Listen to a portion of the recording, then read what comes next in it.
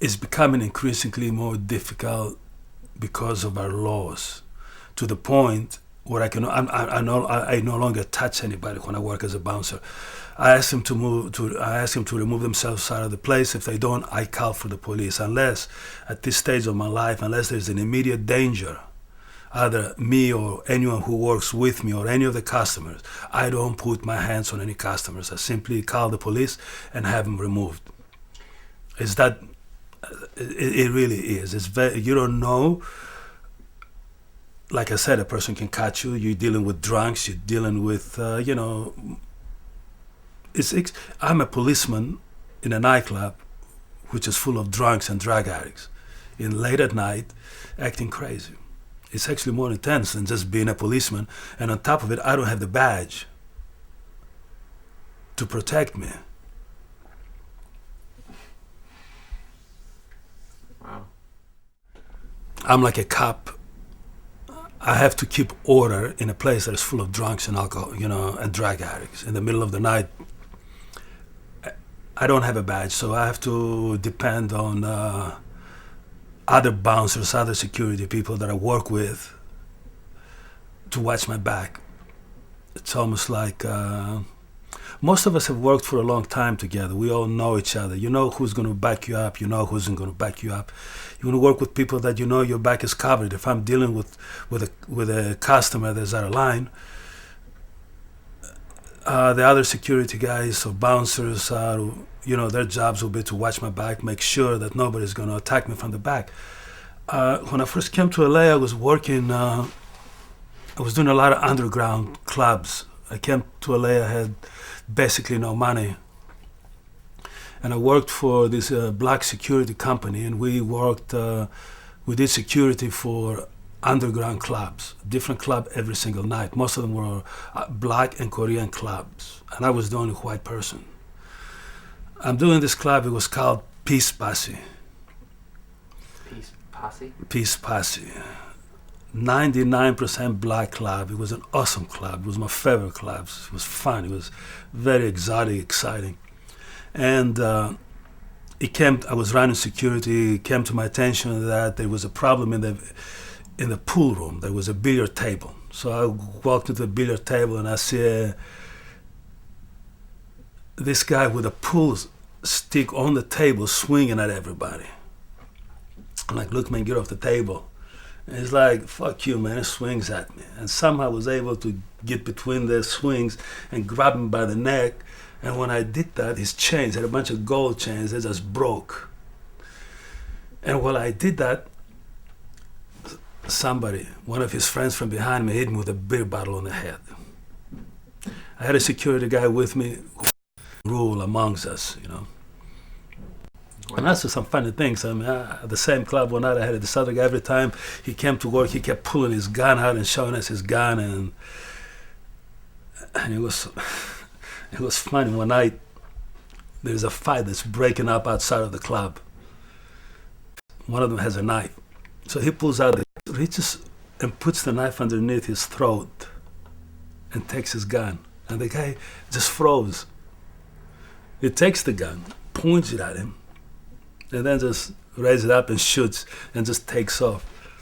And this guy's over there, he wanted me to go and help, and I'm like, the guy just took your gun away from you, and you want me to come over there and chase the guy with the gun and help you, fool?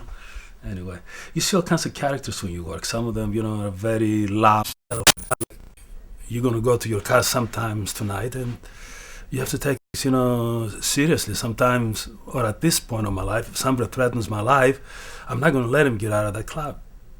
I'm going to put him down. I'm going to control him. I'm either going to call the police or whatever. It's like, look, you're going to threaten my life. You better have a gun point blank on my head. Otherwise, I have to protect myself. I'm not going to be followed tonight. Why get into bouncing? What's exciting? Why do I got into bouncing? And I've been a bouncer for 30 years. I got into bouncing because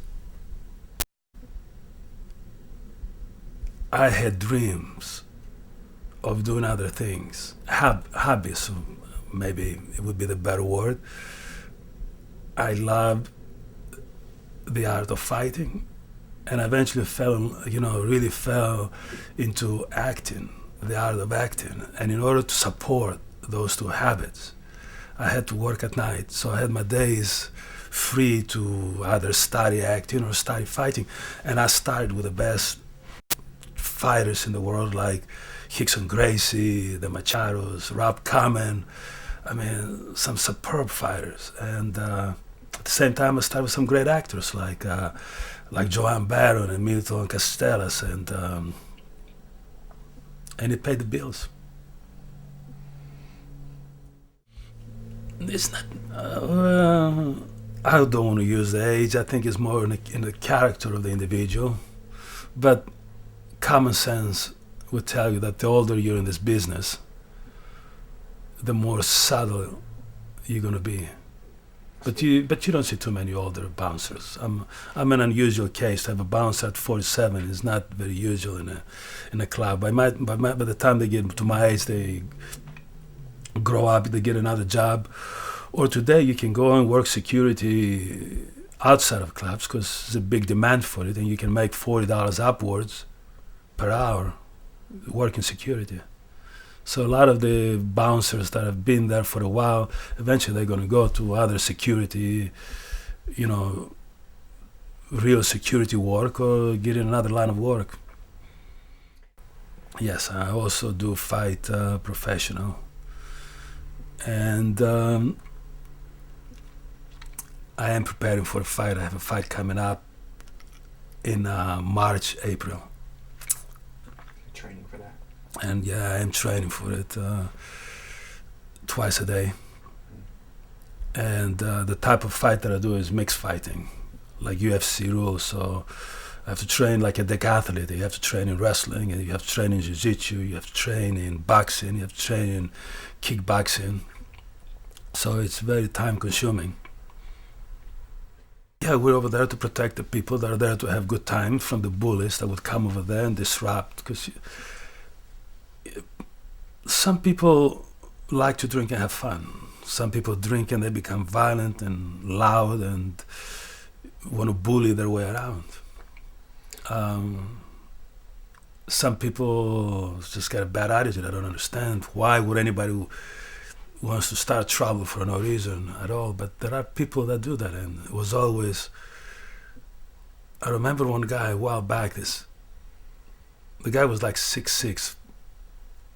I wasn't working at that club, but I used to frequent a club. I was still in my 20s.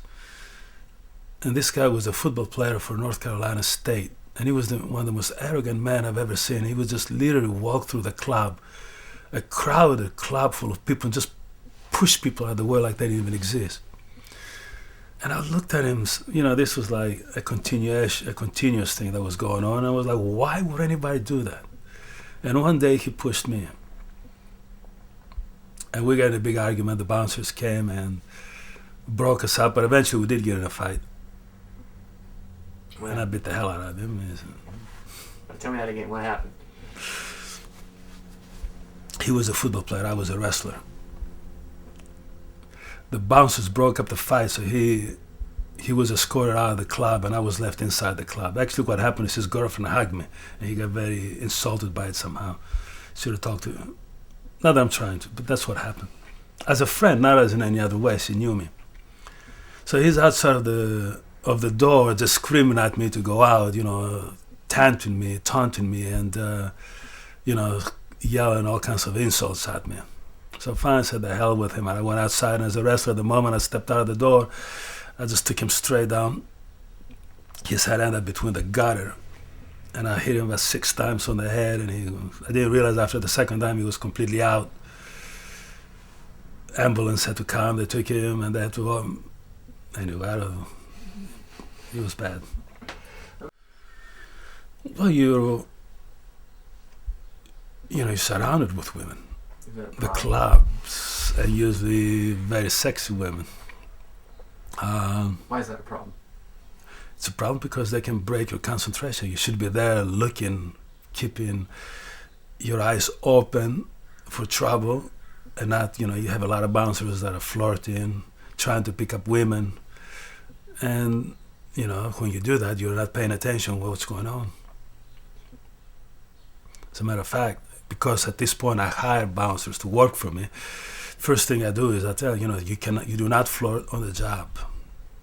You're not here to flirt. You're here to work. You're here to pay attention. And bouncers are notorious for flirting. Most of them. My experience is that they're out there flirting with women rather than paying attention to what's going on. In the beginning,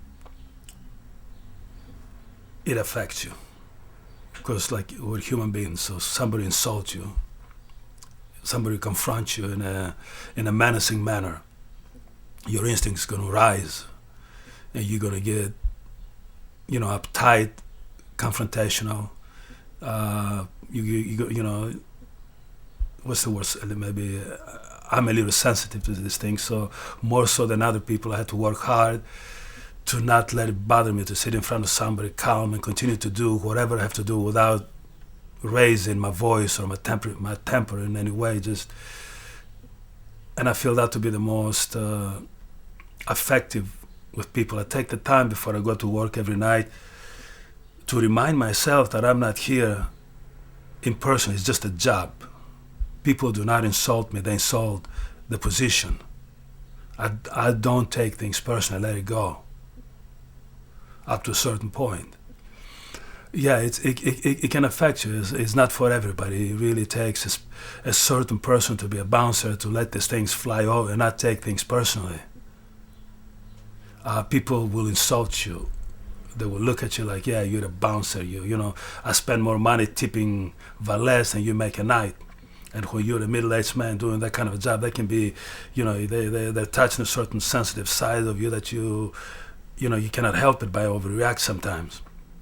Especially someone like me, like I said, I'm sensitive to these things, and I have to be very careful not to overreact. And actually, I used it as a way to teach myself how to be a little more. I don't want to lose my temper. I always want to stay in a certain way that, what's the word I'm looking for? Serenity, calmness. Because anything can be said. You can say the same thing, you can scream it, you can yell it, or you can deliver the same line calm. And I found that calmness, or almost say nothing, is always more effective than screaming and yelling. If I start screaming and yelling as a bouncer, I'm already lost. The people don't know the detail what happened. They just see me screaming and yelling at a customer.